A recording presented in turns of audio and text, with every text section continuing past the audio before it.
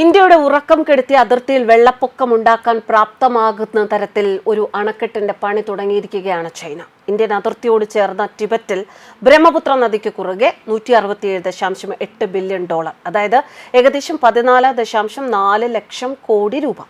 ഇത്രയും ചിലവഴിച്ച് നിർമ്മിക്കുന്ന അണക്കെട്ടിന്റെ നിർമ്മാണ പ്രവർത്തനങ്ങൾക്ക് ചൈന കഴിഞ്ഞ ദിവസം, അതായത് ശനിയാഴ്ച തുടക്കം കുറിച്ചു. ചൈനീസ് പ്രീമിയർ ലീ ക്വിയാങ് ആണ് അണക്കെട്ടിന്റെ നിർമ്മാണ ഉദ്ഘാടനം നടത്തിയത്. ടിബറ്റ് സ്വയംഭരണ പ്രദേശത്തെ നീങ്ചിയിലെ മെയിൻലിംഗ് ജലവൈദ്യുത നിലയത്തിന്റെ നിർമ്മാണ സ്ഥലത്താണ് തറക്കല്ലിടൽ ചടങ്ങ് നടന്നത് എന്ന് ചൈനീസ് സർക്കാർ നിയന്ത്രിത വാർത്താ ഏജൻസിയായ സിൻഹുവ റിപ്പോർട്ട് ചെയ്തു.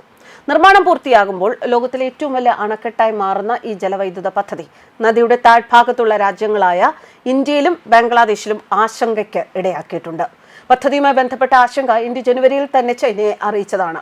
ബ്രഹ്മപുത്ര നദിയുടെ താഴ്വരയിലുള്ള ഭാഗങ്ങളിൽ പദ്ധതി ദോഷകരമാകരുത് എന്നും പരിശോധനകൾ വേണമെന്നും ഇന്ത്യ ചൈനയോട് ഇന്ത്യൻ വിദേശകാര്യ മന്ത്രാലയം ആവശ്യപ്പെട്ടിരുന്നു. ജലവൈദ്യുത പദ്ധതികൾ വികസിപ്പിക്കാനുള്ള ബ്രഹ്മപുത്ര നദിയിലെ എല്ലാ പദ്ധതികളും ഇന്ത്യ ശ്രദ്ധാപൂർവ്വം നിരീക്ഷിക്കുകയാണ്. ഈ പദ്ധതിയിൽ 5 ജലവൈദ്യുത നിലയങ്ങൾ ഉൾപ്പെടും. ഇതിനായി ഏകദേശം 1.2 ട്രില്യൺ യുവാൻ, അതായത് ഏകദേശം $167.8 ബില്യൺ വേണ്ടിവരും എന്നാണ് കണക്കാക്കുന്നത്. 30 കോടിയിലധികം ആളുകളുടെ വാർഷിക ആവശ്യങ്ങൾ നിറവേറ്റാൻ പര്യാപ്തമായ വൈദ്യുതിയാകും ഇവിടെ നിന്ന് ഉൽപ്പാദിപ്പിക്കുക. ചൈന ഔദ്യോഗികമായി സിസാങ് എന്ന് വിളിക്കുന്ന ടിബറ്റിലെ പ്രാദേശിക ആവശ്യങ്ങൾ നിറവേറ്റുന്നതിനൊപ്പം പുറമെയുള്ള ഉപഭോഗത്തിനായാണ് പ്രധാനമായും ഇവിടുത്തെ വൈദ്യുതി വിതരണം ചെയ്യുക.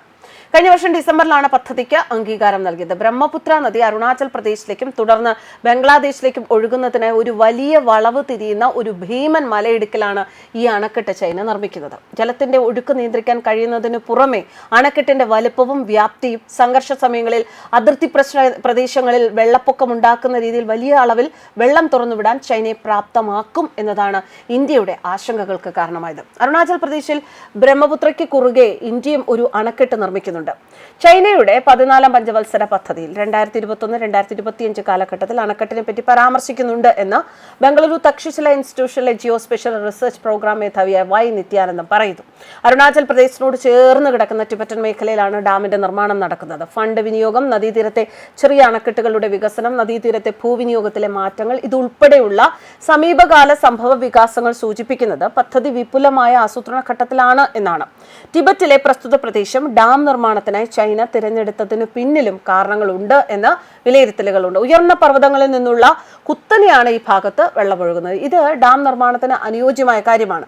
പരമ്പരാഗത ഊർജ്ജ സ്രോതസ്സുകളിൽ നിന്ന് മാറി 2060ഓടെ നെറ്റ് കാർബൺ ന്യൂട്രാലിറ്റി കൈവരിക്കുക എന്ന ലക്ഷ്യത്തിലാണ് ഇത്രയധികം പണം മുതൽ മുടക്കി ചൈന ഡാം നിർമ്മിക്കുന്നത് എന്നും അദ്ദേഹം പറയുന്നു. ഇന്ത്യയുടെ ആശങ്കയുടെ കാരണങ്ങൾ പരിശോധിക്കുകയാണെങ്കിൽ ഡാം കമ്മീഷൻ ചെയ്യുന്നതിലൂടെ ബ്രഹ്മപുത്ര നദിയുടെ സ്വാഭാവിക ഒഴുക്ക് തടസ്സപ്പെടുമോ എന്നതാണ് ഇന്ത്യയെ ഭയപ്പെടുത്തുന്നത്. വൻകിട പദ്ധതിയായതിനാൽ തന്നെ വലിയ ഒരു റിസർവോയർ അണക്കെട്ടിന് വേണ്ടിവരും. അത് അപകടമാണ്, പ്രത്യേകിച്ചും പരിസ്ഥിതി ലോലമായ പ്രദേശത്ത്. ചൈനയിലെ മുൻ ഇന്ത്യൻ അംബാസഡർ അശോക് കാന്ത വിലയിരുത്തുന്നത് അങ്ങനെയാണ്. അണക്കെട്ട് ചൈനയിൽ നിന്ന് ഇന്ത്യയിലേക്കുള്ള വെള്ളത്തിന്റെ ഒഴുക്കിനെ ബാധിക്കുമെന്നാണ് അദ്ദേഹം പറയുന്നത്.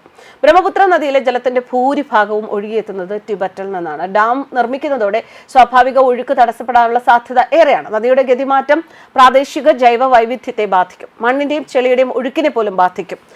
എന്തായാലും ചൈന ഈ പദ്ധതിയുമായി മുന്നോട്ട് തന്നെയാണ്. ലോകത്തിലെ ഏറ്റവും പരിസ്ഥിതി ദുർബലമായ പ്രദേശങ്ങളിലൊന്നാണ് ചൈന ഈ ഡാം നിർമ്മിക്കുന്നത്. ഭൂകമ്പ സാധ്യത ഏറെയുള്ള പ്രദേശങ്ങളിലൊന്നാണിത്. 2004 മണ്ണിടിച്ചിലിൽ ഹിമാചൽ പ്രദേശിനടുത്തുള്ള ടിബറ്റൻ ഹിമാലയത്തിലെ പരേച്ചു തടാകത്തിൽ മഞ്ഞുമല രൂപപ്പെട്ടിരുന്നു. 2005 ഈ മഞ്ഞുമല പൊട്ടി സത്ലജിലേക്ക് വലിയ തോതിൽ വെള്ളം എത്തിക്കുകയും അത് പ്രളയമായി തീരുകയും ചെയ്തിരുന്നു.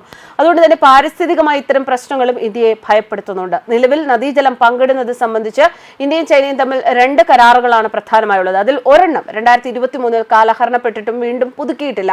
അന്താരാഷ്ട്ര അതിർത്തി പങ്കിടുന്ന നദികളിൽ ചൈനയുടെ മേഖലയിൽ നടക്കുന്ന നിർമ്മാണ പ്രവൃത്തികളെപ്പറ്റി പുറം ലോകം അറിയുന്നത് വളരെ കുറവാണ് എന്നാണ് വിദേശകാര്യ നിരീക്ഷകർ ചൂണ്ടിക്കാണിക്കുന്നത്. ഇന്ത്യയുടെ ആശങ്കകൾ അന്താരാഷ്ട്ര തലത്തിൽ എത്തിക്കണമെന്നും ഇവർ അഭിപ്രായപ്പെടുന്നുണ്ട്. എന്തായാലും ചൈനയുടെ ഈ നിലവിലെ ഡാം പണി ലോകത്തിലെ ഏറ്റവും വലിയ ജലവൈദ്യുത പദ്ധതിയായ ചൈനയിൽ തന്നെയുള്ള 3 ഗോർജസ് അണക്കെട്ടിനേക്കാൾ 3 ഇരട്ടി വൈദ്യുതി ഉൽപ്പാദിപ്പിക്കാൻ ശേഷിയുള്ളതാണ്. യാങ്സി നദിക്ക് കുറുകെയാണ് 3 ഗോർജസ് അണക്കെട്ട് നിർമ്മിച്ചിരിക്കുന്നത്. 1994 ആരംഭിച്ച ഡാമിന്റെ നിർമ്മാണം പൂർത്തിയാക്കാൻ 12 വർഷമാണ് വേണ്ടി വന്നത്.